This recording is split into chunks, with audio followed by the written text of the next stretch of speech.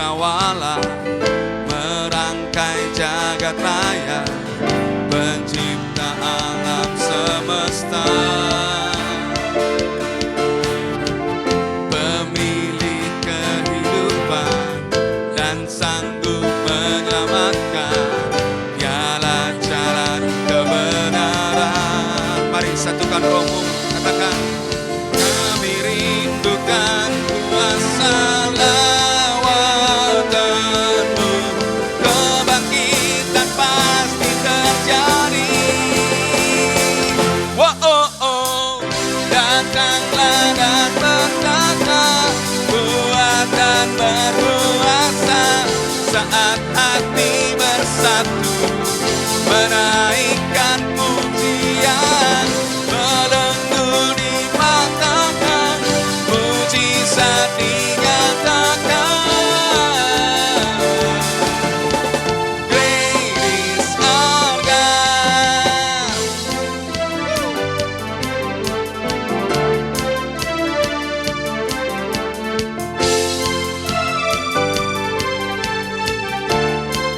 Dan pelukis cakrawala, pelukis cakrawala, merangkai jagat raya, pencipta alam semesta, pemilik kehidupan, dan sanggup menyelamatkan, jalan-jalan kebenaran. Kami rindukan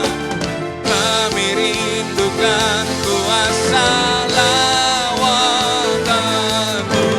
kebangkitan pasti terjadi. Oh, oh, oh. Datanglah dan berkata, kuat dan berkuasa, saat hati bersatu, menaikkan pujian, belenggu dipatahkan, mujizat dinyatakan. Great is our God.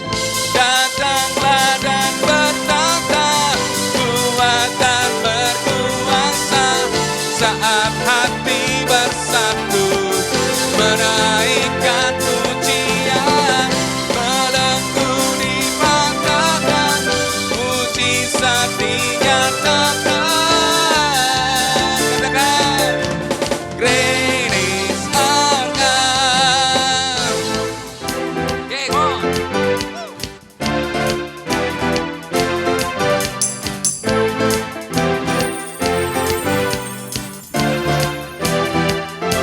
Mari kita bersatu hati, merindukan kuasa lawatan Tuhan. Mari satukan roh kita. Yes, kebangkitan masih terjadi, lawatan masih terjadi, lewat rumah-rumah, lewat hidup kita. Amin. Yeay.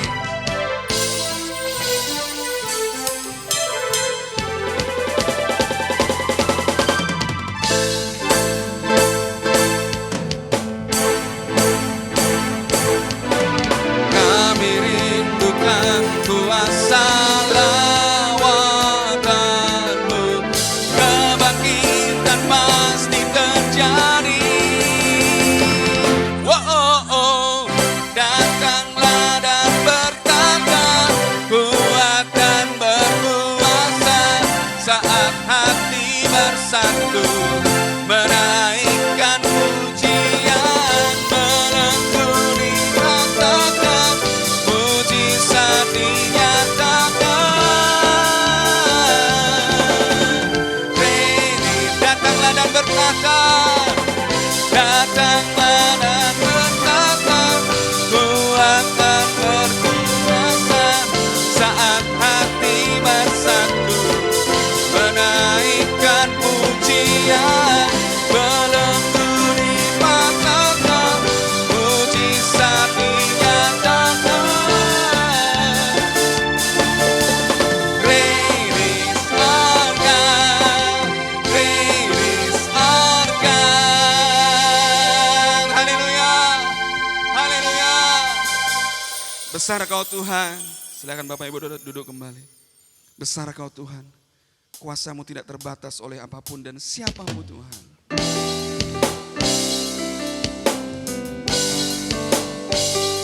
menyembah-Mu.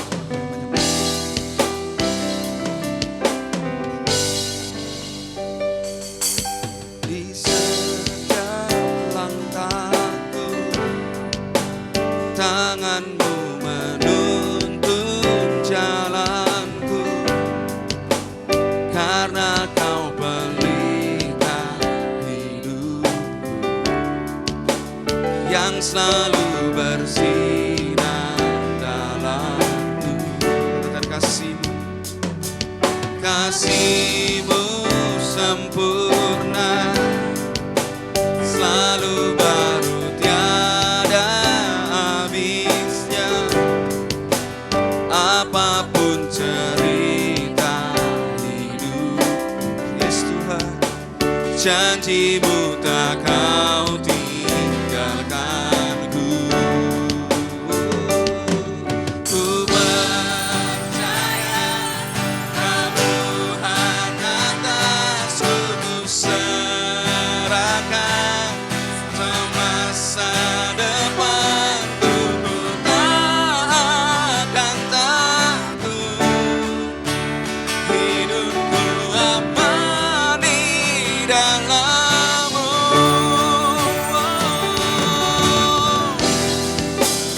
Kami menyembah-Mu Tuhan. Let Holy Spirit flow in this place. Katakan tiap langkah, di setiap langkahku, tangan-Mu menuntun jalanku, karena Kau pelita hidupku, yes, yang selalu bersinar dalamku. Kasih-Nya sempurna, kasih-Mu sempurna, selalu baru. Oh, tiada habisnya Tuhan. Apapun cerita hidup, Dia berjanji tidak tinggalkan. Ku percaya Kau Tuhan atasku, ku serahkan semua masa depanku. Ku tak akan takut, hidupku aman di dalam-Ku berjalan, ku berjalan, ku berjalan dalam kebenaran-Mu, sumber damai di dalam jiwaku. Kau Yesus yang hidup, tiada yang mustahil bagimu.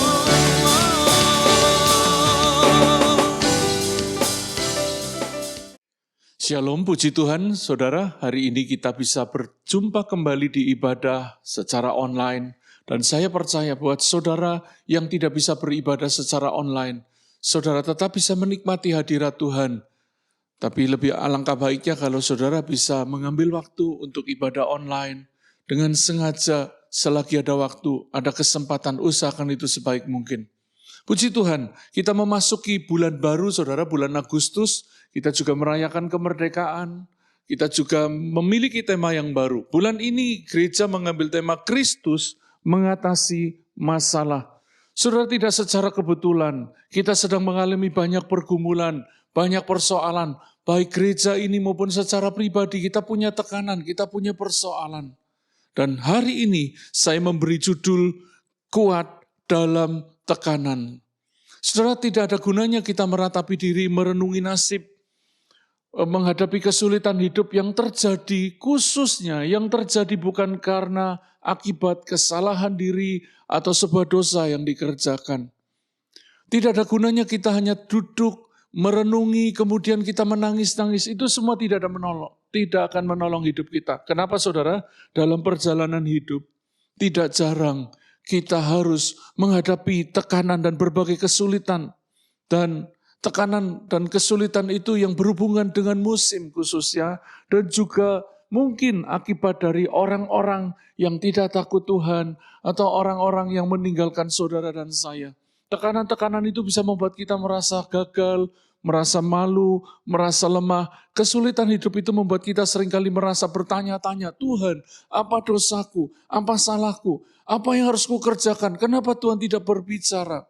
Saudara, ada banyak pertanyaan kehidupan yang seringkali bisa menjebak, menjerat kita menjadi lemah. Oleh karena itu, saudara, mari kita menyadari beberapa hal ini sebelum kita melanjutkan sharing dan khususnya membaca ayat bacaan kita. Saudara, kita perlu menyadari ini. Hidup pasti banyak masalah. Karena kita tinggal di dalam dunia yang sudah jatuh ke dalam dosa. Ada banyak anak bertanya begini, anak sekolah minggu. Mengapa Tuhan mengizinkan? Mengapa Tuhan membiarkan? Mengapa hidup ini sulit? Apalagi orang dewasa yang sudah sangat kompleks. Kita seringkali mempertanyakan Tuhan. Tahukah saudara, akibat kejatuhan Adam dan Hawa ke dalam dosa, sementara pada waktu itu tidak ada manusia lain yang diciptakan Tuhan. Alkitab berkata oleh dosa mereka, oleh dosa satu orang yaitu Adam, maka dosa masuk ke dalam dunia dan menjalar kepada semua orang satu. Yang kedua, mengakibatkan manusia kehilangan otoritasnya, sehingga dikatakan oleh Alkitab, dunia ini di seluruh dunia ini dikuasai oleh si jahat, oleh iblis.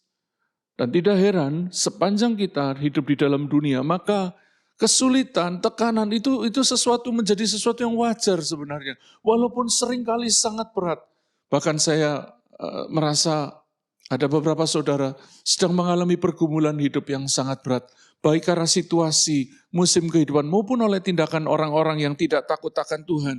Saudara sadari bahwa hidup itu pasti banyak masalah. Hanya di rumah Bapa yang tidak ada masalah.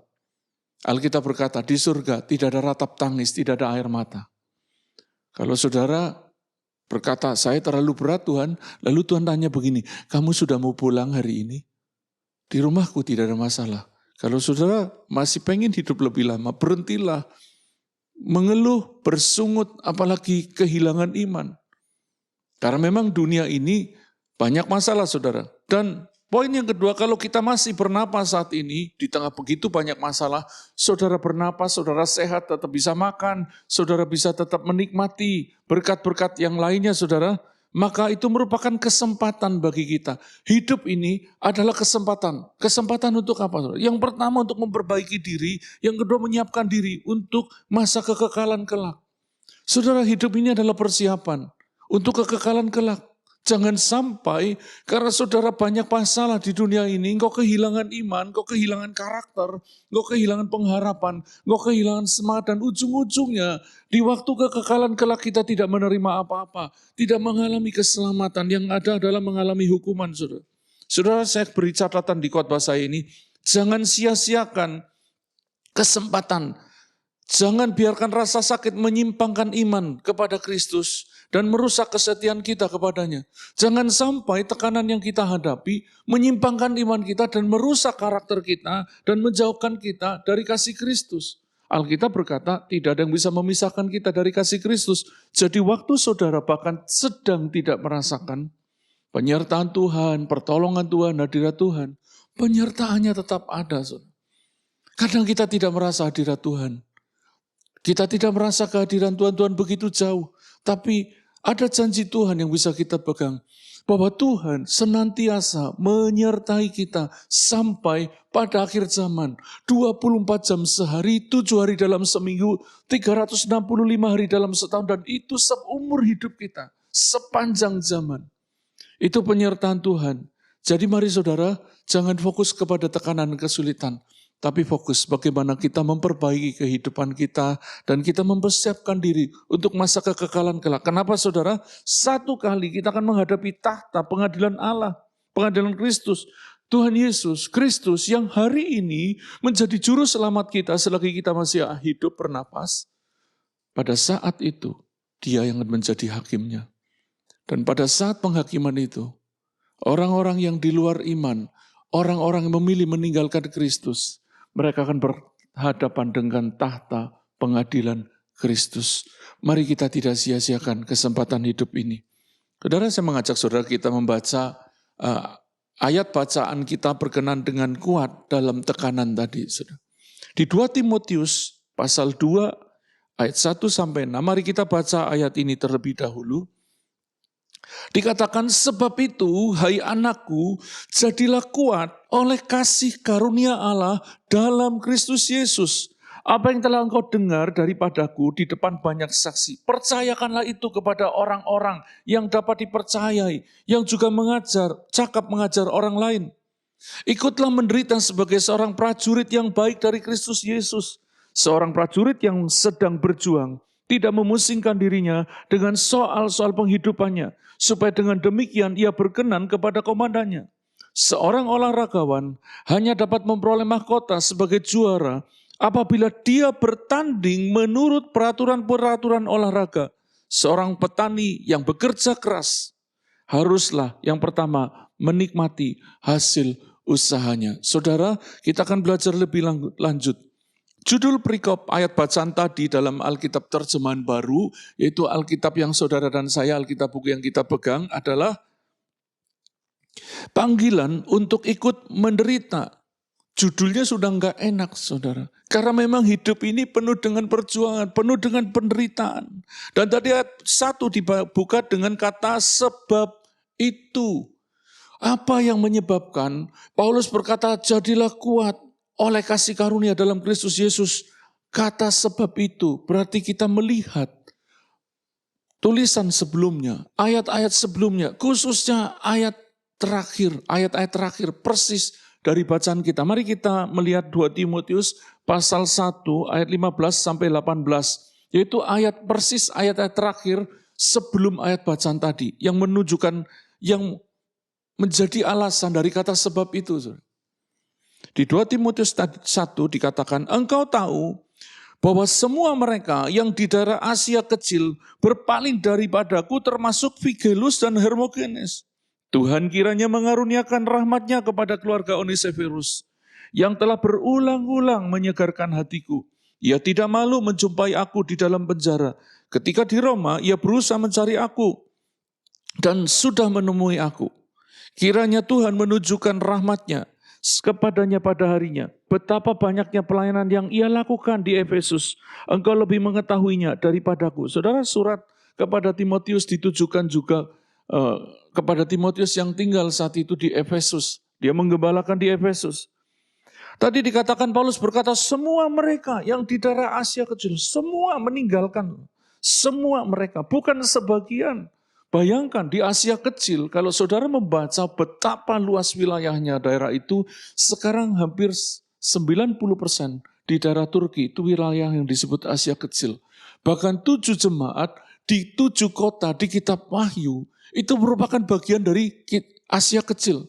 Kalau sudah masih ingat ada Efesus, Smyrna, Tiatira, Philadelphia, Pergamus, dan lain sebagainya. Itu merupakan daerah Asia kecil. Ada begitu banyak gereja, begitu banyak kota di Asia kecil, dan semuanya meninggalkan Paulus. Bayangkan, sudah bisa merasakan ditolak satu orang saja, sudah sangat menyakitkan ini semua.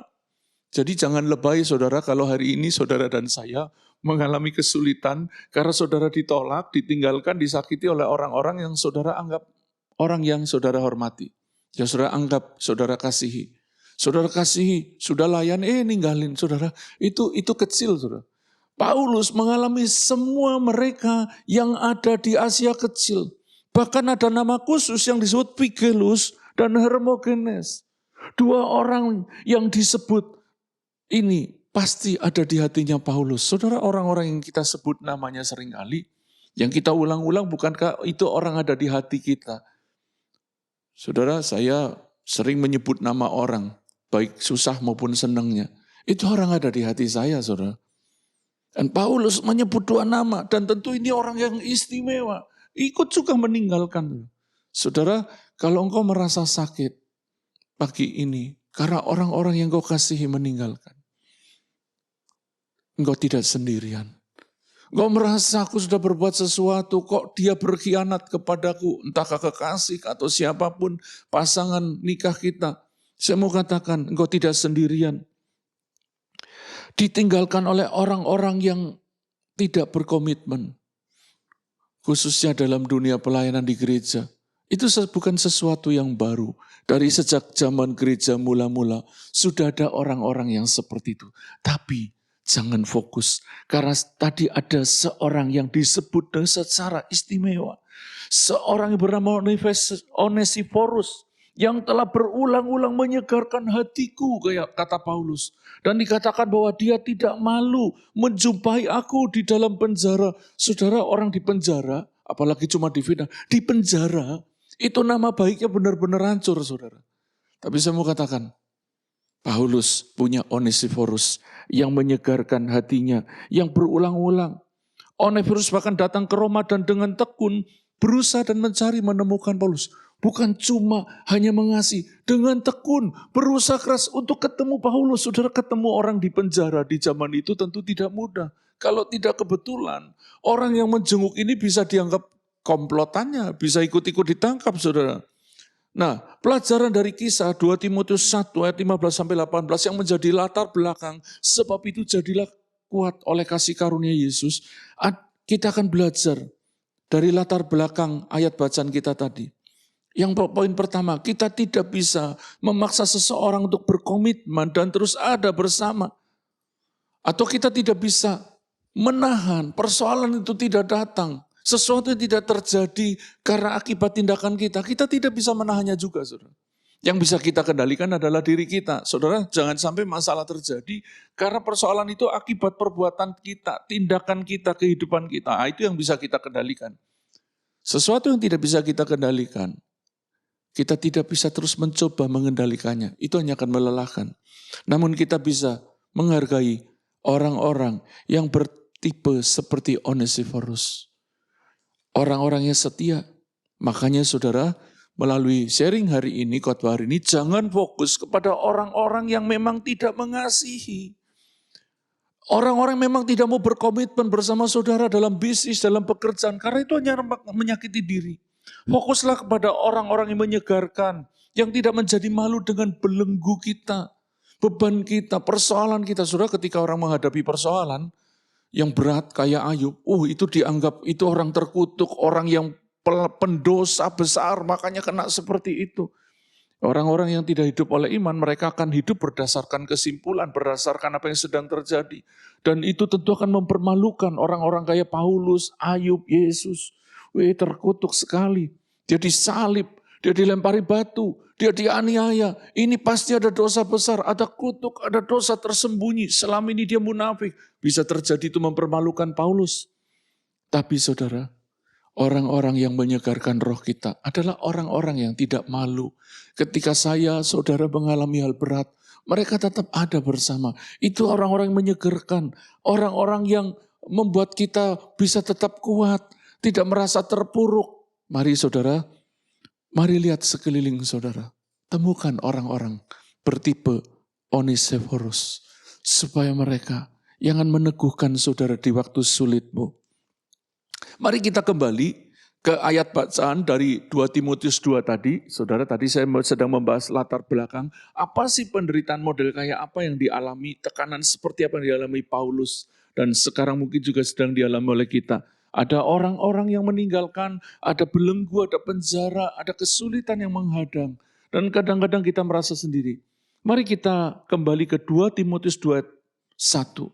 Tadi dikatakan, sebab itu hai anakku jadilah kuat oleh kasih karunia Allah dalam Kristus Yesus. Saudara, kalau kita membaca ayat ini saudara, maka kita akan menemukan bahwa firman Tuhan memerintahkan kita untuk menjadi kuat, bukan menjadi lemah saudara.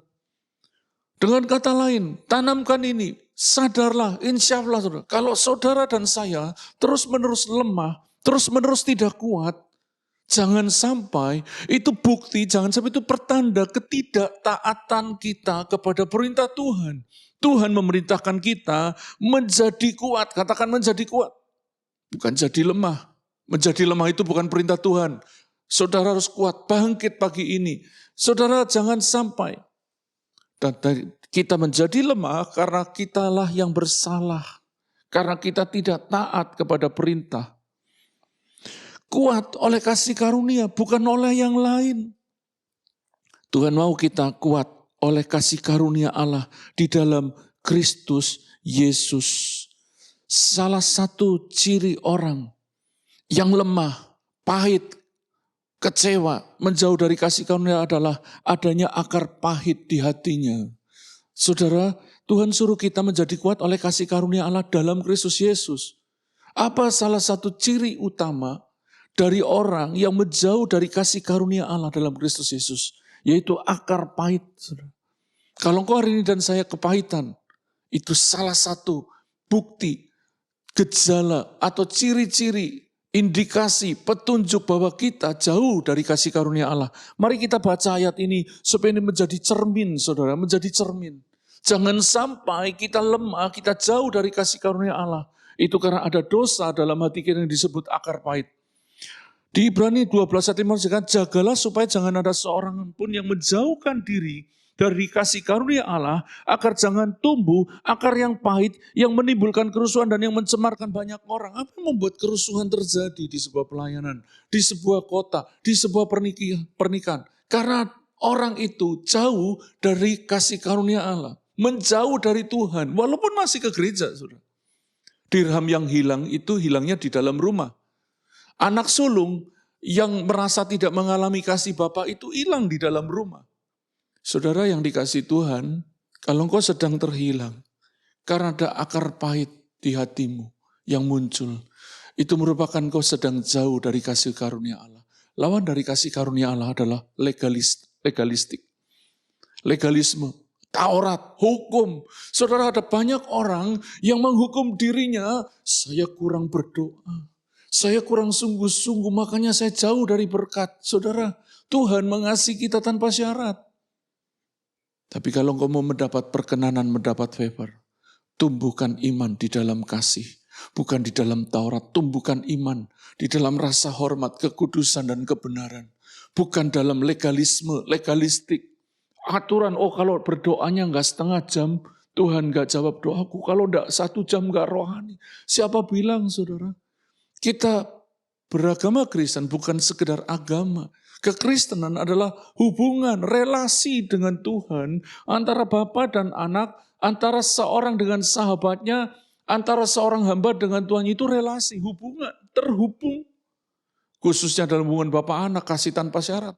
Yang lebih dalam lagi hubungan antara seperti suami istri, keintiman. Yesus digambarkan sebagai mempelai Kristus, mempelai laki-laki dan kita mempelainya. Mempelai wanita. Ada keintiman. Saudara, kalau engkau membangun hubungan hanya sekedar legalistik, sungguh itu sangat merugikan diri saudara. Sehingga ketika engkau gagal, ketika engkau kuat, engkau tetap dekat dengan Tuhan. Kalau engkau gagal pagi ini, ada kasih karunia Allah yang besar, yang mengampuni engkau, melampaui segala yang kau pikirkan. Saudara yang dikasihi Tuhan, ayat tadi berkata kita perlu kuat oleh kasih karunia Allah dalam Kristus Yesus. Mari kita lihat ayat selanjutnya, kita lompat di ayat 3 dan 4 dari 2 Timotius 2. Ada 3 gambaran dalam perjuangan iman ini, menghadap bagaimana kita kuat di dalam tekanan, kita menang di dalam Kristus, bagaimana kita mengalami pertolongan Kristus. Bagaimana Kristus mengatasi hidup kita lewat iman saudara dan saya. Dan ada 3 perjuangan iman. Mari kita belajar yang pertama dalam 2 Timotius 2 ayat 3 dan 4. Adalah gambaran seorang prajurit yang baik. Mari kita lihat, ikutlah menderita sebagai seorang prajurit yang baik dari Kristus Yesus. Saudara, kita perlu jadi prajurit, itu yang pertama. Katakan prajurit. Mental prajurit adalah mental pejuang, mental petempur. Dikatakan seorang prajurit yang sedang berjuang tidak memusingkan dirinya dengan soal-soal penghidupannya. Supaya dengan demikian ia berkenan kepada komandannya. Saudara, mari kita belajar tentang prajurit yang sedang berjuang. Bukan prajurit yang cuti. Prajurit yang nganggur, lagi liburan. Kita prajurit yang sedang bertempur. Katakan prajurit yang sedang bertempur. Tadi ada kata prajurit yang baik, berarti ada prajurit yang tidak baik. Kita perlu jadi prajurit yang baik. Apa ciri prajurit yang baik? Tadi dikatakan ikutlah menderita. Ada kata kakopateo, yang artinya sabar menderita. Katakan sabar menderita. Saudara, tentu tidak ada yang mau menderita lah saudara. Kita tidak mengimani bahwa saya akan menderita seumur hidup. Saya akan harus berjuang, saya menderita. Memang saya ini harus menderita. Bukan seperti itu, bukan mengasihani diri. Dalam kenyataannya tidak jarang ada penderitaan itu tidak bisa kita hindari. Saudara, sesuatu yang tidak bisa kita hindari harus kita hadapi. Kalau kita tidak hadapi, kita tidak bisa menyelesaikan. Penderitaan, apapun tanggung jawab yang kita hindari, yang seharusnya kita selesaikan, itu akan mengejar hidup kita. Saudara, seberapa banyak orang kau dikejar oleh tanggung jawab, oleh sesuatu yang kau harus selesaikan. Nah, penderitaan, tekanan yang seperti ini hanya bisa dihadapi dengan sabar. Sabar itu susah, sabar itu indah. Sampai kapan kita sabar? Ya sabar saja saudara, namanya sabar. Sabar itu kalau bahasa minggu lalu kita belajar firman Tuhan, long suffering. Wow, penderitaan yang panjang. Orang yang sabar, sekalipun lama, dia akan tetap bertekun. Kita juga belajar, tadi ada kata berjuang. Saudara yang dikasih Tuhan, kita hanya akan kuat kalau kita berjuang. Katakan kuat kalau saya berjuang. Kenapa saudara lemah? Kalau saudara tidak berjuang. Dan saudara, satu ayat di Alkitab di kitab Mazmur, Tuhan melatih jari-jariku untuk berperang. Saudara, orang yang tidak mau berjuang, dia akan tidak dilatih oleh Tuhan. Karena Tuhan hanya melatih jari-jari orang yang mau bertempur.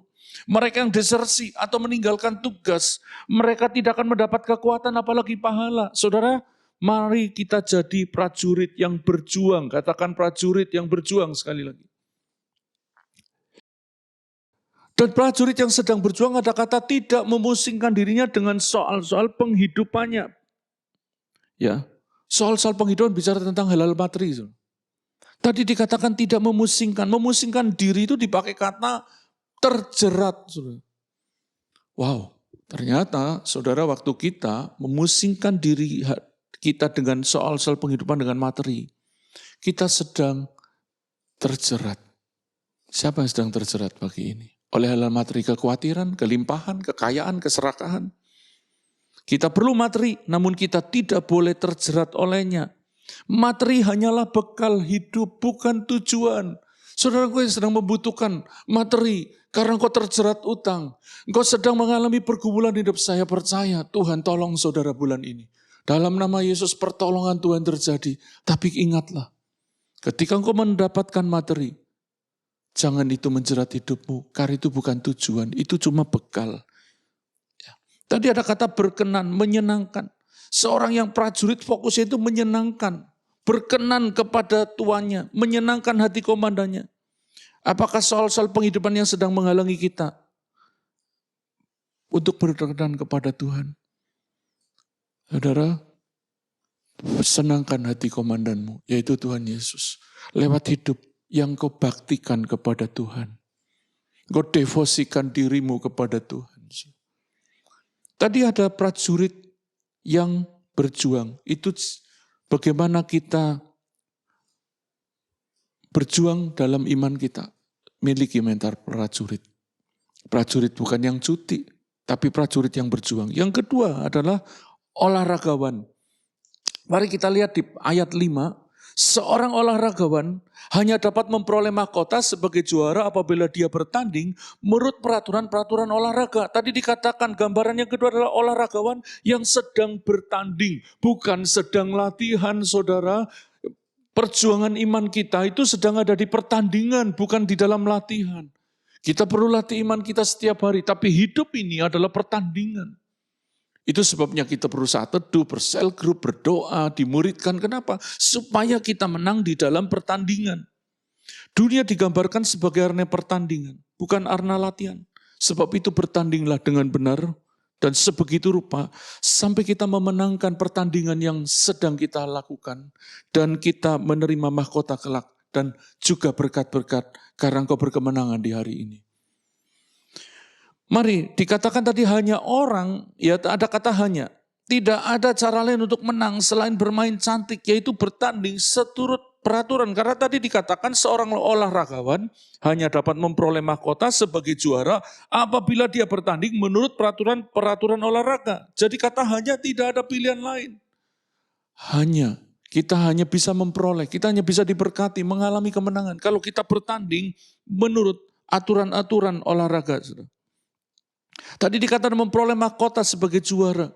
Zaman dulu, para atletik yang bertanding mencapai garis akhir, mereka akan mencapai finish. Mereka mendapat mahkota dari daun-daun, mahkota yang sederhana, tapi memiliki nilai yang sangat luar biasa. Artinya orang itu menang. Mahkota dari daun-daun zaitun. Apalagi saudara, Tuhan sediakan mahkota di akhir kehidupan kelak, yaitu mahkota kemuliaan, mahkota kehidupan kekal. Ada cerita tentang pertandingan ini, saudara. Kalau saudara ingat, ada seorang atlet balap sepeda yang sangat terkenal. Dia menjuarai 7 kali Tour de France dari tahun 1999 sampai 2005. Secara berturut-turut 7 kali. Wow, itu sebuah prestasi yang legendaris sebenarnya. Orang terkagum 7 kali setiap tahun menang terus. Tapi 1 kali dia kedapatan, ternyata kemenangannya terjadi karena dia memakai doping. Apa yang terjadi? Semua prestasi dan gelarnya dicabut, bahkan dia dilarang untuk bertanding seumur hidup.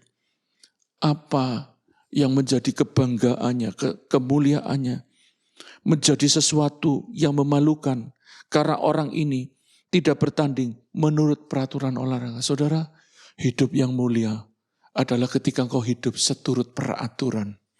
Peraturan surgawi yaitu firman Tuhan. Sekaligus juga peraturan tata tertib undang-undang. Itu hidup yang mulia. Mari kita hidup bertanding seturut peraturan. Ada kisah lain. Sehingga tahun 1998 ada sprinter yang sangat terkenal ya di Olimpiade Korea Selatan di Seoul waktu itu. Bayangkan pada zaman itu tidak ada seorang pun yang sanggup lari cepat 100 meter, jarak yang dibuat 100 meter dalam waktu di bawah 10 detik. Waktu itu mustahil, orang berkata mustahil. Tapi pelari dari Kanada ini, dia bisa lari hanya dalam waktu 9,6 detik. Gila gak saudara? Apa istilahnya crazy? Kata gila nanti dianggap sesuatu, tapi crazy. Wow, spektakuler. Kata gila zaman dulu itu gila bener gitu. Itu bukan mengata-ngatai orang jelek. Tapi itu sesuatu yang menakjubkan. 9,6 detik dalam 100 meter. Itu udah ratusan tahun belum pernah terpecahkan. Apa yang terjadi? Ternyata pelari ini memakai doping juga. Gelarnya langsung dicabut. Medali emas yang seharusnya dia terima, tidak dia terima. Dan medali itu dialihkan kepada seorang pelari yang mendapat medali perak, tapi dia bertanding dengan benar, seturut peraturan, dengan fair. Dia dapat medali emas. Ya memang dia latihan sungguh-sungguh, dan dia fair, jujur, dan mengakibatkan dia menerima medali emas. Saudara mungkin hari ini kau cuma dapat medali perak. Kau posisimu jadi orang kedua. Tapi kalau kau jujur 1 kali, kau akan dapat medali emas jadi orang pertama. Di perusahaanmu, di tempat kerjamu, karena engkau jujur, bertanding dengan fair, bekerja dengan lurus. Mari kita lanjut di gambaran ketiga. Saudara, saya memberi catatan bagian ini, ada sesuatu yang penting. Olahragawan yang tidak bertanding seturut peraturan olahraga, ia hanya akan mempermalukan dirinya sendiri, karena kehilangan semua pencapaiannya. Demikian juga orang Kristen yang tidak hidup seturut kebenaran, mereka akan kehilangan semuanya seperti olahragawan tadi. Saudara, jangan ukur diri seturut pencapaian hidup, apalagi seturut yang dicapai oleh orang fasik, saudara. Kita suka iri, kenapa orang fasik lebih sukses, kenapa hidupku lebih susah, kenapa persoalanku lebih banyak. Jangan ukur dirimu dengan orang-orang lain. Jangan ukur diri juga seturut pencapaianmu. Kenapa saudara? Mari kita lihat di Amsal 24. Ayat 19 dan 20. Jangan menjadi marah karena orang yang berbuat jahat. Jangan iri kepada orang fasik. Karena tidak ada masa depan bagi penjahat. Pelita orang fasik akan padam. Saudara, engkau bisa sukses, engkau bisa berhasil, tapi kalau engkau tidak benar, engkau tidak mulia, pelitamu akan padam. Engkau tidak punya wibawa ilahi. Engkau tidak mulia seperti emas. Sekalipun masuk kecomberan, kalau emas, dia tetap berharga. Kalau engkau melihat dirimu, engkau adalah orang yang mulia dan berharga. Engkau tidak akan sembarang hidupnya. Bahkan di saat engkau sedang masuk sepertinya kecomberan. Engkau tidak akan kompromi. Engkau tidak akan mengukur hidupmu berdasarkan pencapaian hidup. Apalagi pencapaian orang fasik. Poin yang ketiga, tadi ada olahraga, prajurit yang sedang berjuang, olahragawan yang sedang bertanding. Bagian yang ketiga di 2 Timotius 2:6, seorang petani yang bekerja keras, haruslah yang pertama menikmati hasilnya. Saudara yang dikasih Tuhan, gambaran ketiga adalah petani yang bekerja keras. Katakan petani yang bekerja keras. Kalau sudah mengamati 3 gambaran tadi, pejuang, olahragawan, termasuk petani, maka yang digambarkan sesuatu yang aktif, saudara. Sesuatu yang aktif. Pada gambaran ketiga, petani yang bekerja keras. Maka saudara yang dikasih Tuhan, perhatikan ini, orang yang masuk surga adalah para pekerja keras yang berjuang sungguh-sungguh dalam iman sekalipun tantangannya berat. Kau jatuh bangun hari ini, teruslah berlari, teruslah bertanding, teruslah bertempur. Sampai Tuhan kita di surga, cukup, finish. Hai hambaku yang baik dan setia, mari terus bertanding. Kita bekerja keras, kata harus. Tadi seorang petani yang bekerja keras haruslah yang pertama menikmati hasil usahanya. Yang pertama menikmati hasil usaha adalah orang yang rajin. Orang-orang yang suka bermalas-malasan, bersantai-santai saja. Baik di kehidupan iman maupun di kehidupan sekuler, saudara. Mereka akan jauh dari berkat. Dan lebih dari itu. Bahkan dari keselamatan kekal. Kau akan jauh. Kenapa ada banyak orang hidupnya tidak pernah berubah? Karena mereka tidak mau bekerja keras, tidak mau bertanding seturut aturan. Untuk sukses pun ada aturannya, saudara. Untuk sukses pun ada caranya yang harus ditempuh. Mari kita bekerja keras di dalam pengiringan kepada Tuhan. Juga dalam perjuangan sehari-hari untuk hidup layak. Kalau engkau mau diberkati, kerja keras, bermain dengan cantik, bertanding dengan benar, berjuang dengan sungguh-sungguh. Jangan senang-senang dulu, susah-susah dulu. Senang-senang berikutnya. Mari kita kembali ke 2 Timotius pasal 2 ayat yang pertama yang juga menjadi tema bulan ini. Sebab itu hai anakku, jadilah kuat oleh kasih karunia dalam Kristus Yesus. Menjadi kuat adalah sebuah perintah. Itu yang tadi saya katakan di pembukaan. Dan uniknya kalimat ini ditulis dalam bentuk perintah dalam bentuk pasif. Hendaklah engkau dikuatkan, itu di bahasa aslinya. Apa maksud dari hendaklah engkau dikuatkan? Artinya, satunya perintah yang harus ditaati, satunya bicara tentang kasih karunia. Dengan kata lain, di dalam kasih karunia Allah yang besar itu, ada bagian yang harus kita kerjakan. Memberi diri untuk dikuatkan oleh Tuhan. Ada banyak orang kepengen kuat, tetapi mereka mengandalkan diri sendiri. Tidak mengandalkan kasih karunia, tidak mengandalkan Tuhan, saudara. Tadi dikatakan, jadilah kuat oleh kasih karunia.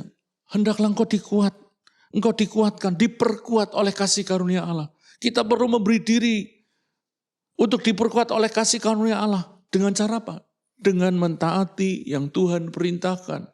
Jangan mengandalkan diri, jangan mengandalkan kekuatan, kesanggupanmu. Alkitab berkata, bukan oleh kuat dan gagahku, tapi oleh roh Tuhan. Saudara, andalkan Roh Kudus. Tadi saya sebelum rekaman, kalau sudah melihat saya masih kadang-kadang terbata-bata. Saya memang orang yang tidak fasih bicara. Saya hanya minta kekuatan Roh Kudus, tolong hambamu, aku enggak mampu. Di tengah sharing ini, saya merasakan kehadiran Roh Kudus. Sekalipun tidak terlalu fasih, saya seperti Musa yang tidak fasih bicara. Tapi saya minta Tuhan kau hadir. Jauh lebih penting Roh Kudus hadir. Itu memberi diri diperkuat oleh kasih karunia. Diperkuat oleh Tuhan. Saya masuk kepada kesimpulan, saudara. Apa kesimpulan dari khotbah hari ini? Kuat di dalam tekanan. Bagaimana kita Kristus mengatasi masalah hidup kita. Bagaimana kita mengalami itu semua. Kesimpulan yang pertama, kita hanya kuat dalam tekanan kalau kita Yang pertama, hidup di dalam Kristus oleh iman kepadanya. Apakah engkau masih beriman kepada Yesus? Atau hanya berkata beriman kepada agamanya saja? Salah. Engkau perlu beriman kepada Yesus, kepada Kristus. Apapun agamamu. Kalau engkau beriman kepada Kristus, kau akan kuat di dalam tekanan. Yang kedua, memiliki kualitas. Itu bagian tanggung jawab diri. Kualitas sebagai prajurit yang berjuang, olahragawan yang bertanding, dan petani yang bekerja keras. Itu cara kita kuat di dalam tekanan. Dan di sisi lain, Tuhan mengintervensi hidup kita. Kristus mengatasi masalah hidup kita. Bagian yang kita sanggup kita lakukan, yang tidak sanggup, itu bagiannya Tuhan Yesus. Apa yang sedang kau tidak sanggup saat ini? Serahkan kepada Tuhan, ada kasih karunia Allah yang besar. Amin. Tuhan memberkati. Saudara, kita sudah mendengar firman Tuhan. Di dalam ibadah online ini saya mengajak saudara untuk membuka hati kepada Yesus. Dan sesaat lagi kita akan bersekutu dengan tubuh dan darah Yesus. Mari kita tundukkan hati, kita berdoa sesudah perjamuan kudus. Saya akan berdoa untuk kebutuhan saudara. Tuhan, kami sudah mendengar firman-Mu. Tuhan, mau kami menjadi kuat di dalam kasih karunia Allah, di dalam Kristus Yesus. Kami mau kuat, kami berserah kepada Tuhan. Kami percaya Engkau turut bekerja untuk mendatangkan kebaikan. Saat ini Bapa, kami mau bersekutu dengan tubuh dan darah Yesus melalui perjamuan kudus ini. Kami mau mengakui bahwa Yesus disalibkan. Kami mau mengakui bahwa Yesus dibangkitkan. Kami mau mengakui bahwa dosa kami telah dipikul di dalam tubuhnya di atas kayu salib. Dan oleh bilur-bilurnya kami menjadi sembuh. Melalui perjamuan kudus ini, kami mau mengakui bahwa roti yang kami makan dan anggur yang kami minum adalah persekutuan dengan tubuh dan darah-Mu. Mari saudara kita siapkan roti di tangan kanan. Atau tangan yang saudara biasa aktif untuk pakai, angkat lebih tinggi dan dengarkan firman Tuhan. Sebab apa yang telah kuteruskan kepadamu telah aku terima dari Tuhan. Yaitu bahwa pada malam waktu Tuhan diserahkan, Dia mengambil roti, memecah-mecahkannya, dan berkata, inilah tubuhku yang diserahkan bagi kamu. Perbuatlah ini menjadi peringatan akan aku. Yesus memikul semua dosa, penyakit, kutuk, kesengsaraan kita di dalam tubuhnya di atas kayu salib. Percayakah saudara bahwa roti yang kita pecahkan pagi ini menjadi persekutuan dengan tubuh Yesus? Kalau engkau percaya, katakan amin. Amin. Mari kita makan dengan iman dalam nama Yesus.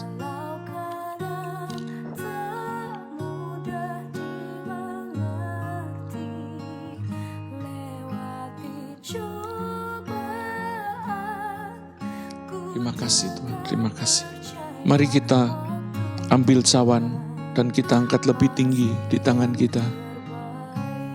Demikian juga sesudah makan, Yesus mengambil cawan dan berkata, cawan ini adalah perjanjian baru yang dimeteraikan oleh darahku. Perbuatlah ini menjadi peringatan akan aku, sebab setiap kali kamu meminumnya, kamu memberitakan kematianku sampai aku datang kedua kali. Saudara, percayakah bahwa minuman atau anggur yang kita minum ini menjadi persekutuan dengan darah Yesus? Kalau engkau percaya, katakan amin. Amin Tuhan. Dalam nama Yesus, mari kita minum.